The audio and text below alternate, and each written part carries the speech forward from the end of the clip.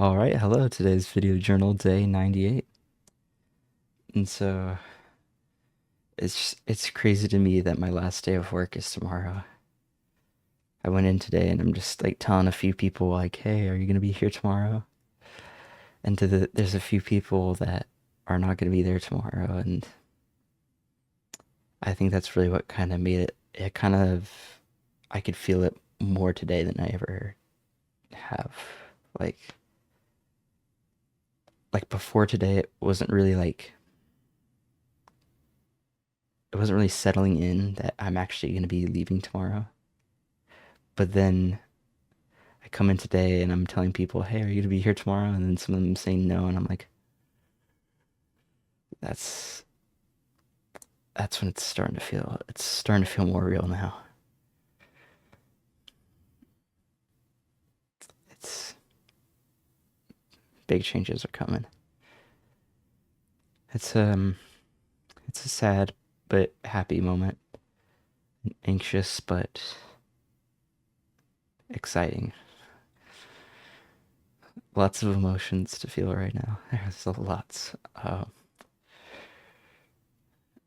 I think overall the persisting one is excitement. Like that's what I think I'm feeling the most. It's like I'm ready to start this. I'm ready to take control of my life and do something that I'm gonna be really happy with. But yeah.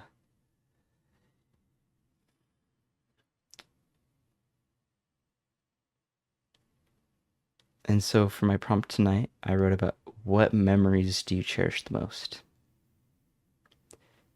And can you guess that I'm gonna be talking about Pokemon tonight? I'm sure nobody could guess if they were watching my videos. Um, one of the so my first ever Pokemon game was Omega Ruby. I still to this day really love that game. It is definitely one of the better remakes we've ever had, especially if you look at like Brilliant Diamond and Shining Pearl. Not that those, I don't think any Pokemon game is a bad game. I love all of them. But Brilliant Diamond and Shining Pearl were just so uncreative. And that was very disappointing because Omega Ruby and Alpha Sapphire were creative. They were different. They took some elements from Emerald and then they expanded upon it. And that's what I loved about Omega Ruby and Alpha Sapphire. Brilliant Diamond and Shining Pearl is just like, here's the old games. We just made the graphics better. That's it. It's like, no, we want more than that. Like,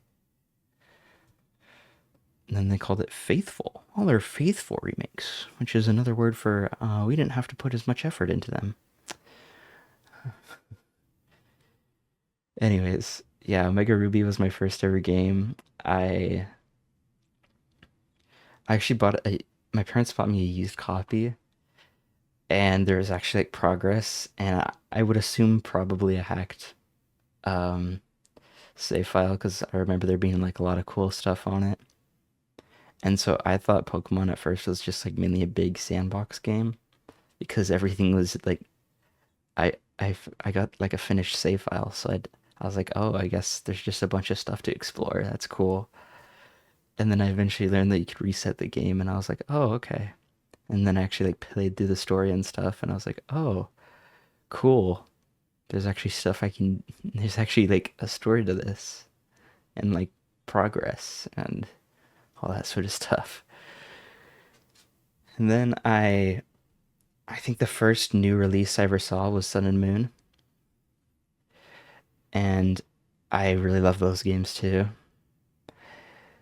I have a lot of good memories of both Sun and Moon. Moon was the first game that I bought out of those two, and I have a ton of memories playing both Sun and Moon and Omega Ruby and Alpha Sapphire with both my cousin Ian and my good friend at the time who moved when I was in roughly middle school. But I just have a lot of good memories of playing the games with them and all sorts of stuff. I still play video games with my cousin every once in a while. He moved away, I think also weirdly enough around the same time, and he and we still play games. We just talk through Discord and all that, and I really miss seeing him face to face when playing games, but it's better than nothing for sure. I really appreciate that we still have that connection together and we still play Pokemon. And then a more recent memory, but one that's very special to me, is when I first picked up Ultra Moon. So before that, I kind of had a hiatus from Pokemon for a little while. And I came back because I saw actually a Smallant video on my recommended page on YouTube. And so that kind of drew me back in, and I was like, oh, wait, this is cool again. And so I played Ultra Moon, and that game just helped me fall in love with it all over again. That Ultra Moon, I loved Sun and Moon, but the Ultra games, even better. Even better. Like, yes, the Ultra games are amazing. They're so good. They're so good. I love the Ultra games so much. I understand that it's like the first island is basically Tutorial Island, and there's a lot of cutscenes. But you know what? I like the cutscenes. I like them. It makes me feel more immersed in the world.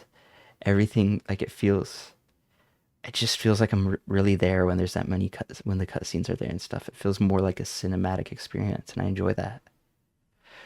I don't have ADHD TikTok brain like all y'all do, who say Sun and Moon has too many cutscenes.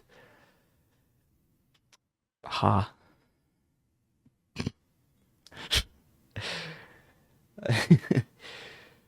Yeah, so Ultra Moon's really special to me for that reason. And Pokemon songs are really special to me too. I have a lot of memories tied to them, and a lot of the times they can honestly make me cry. Like, they're just so special to me. I can't help but cry sometimes when listening to them.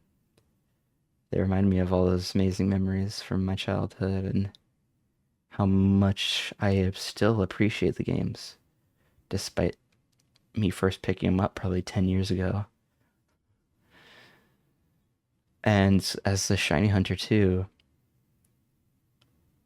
I have a lot of memories with shiny Pokemon specifically, like specific shinies like shiny Nihilego. I caught that one while I was on vacation with my dad in Colorado, and I can still kind of picture myself in the hotel room catching, getting excited to see it and catching it and all that stuff. And I can still, I think I was watching a Purple Cliff video when I caught shiny Regieleki, and I remember I caught it in a quick ball too, which was so cool. It's cool to catch a legendary. It's cool to catch a legendary in a quick ball, and actually kind of like somewhat fits the color scheme too. It fits its old color scheme, its normal color scheme more than its shiny, but whatever. I think it's kind of cool to catch a shiny legendary in a quick ball. All right, well, thanks if anybody's watching, and I'm gonna become a consistent content creator in 2025.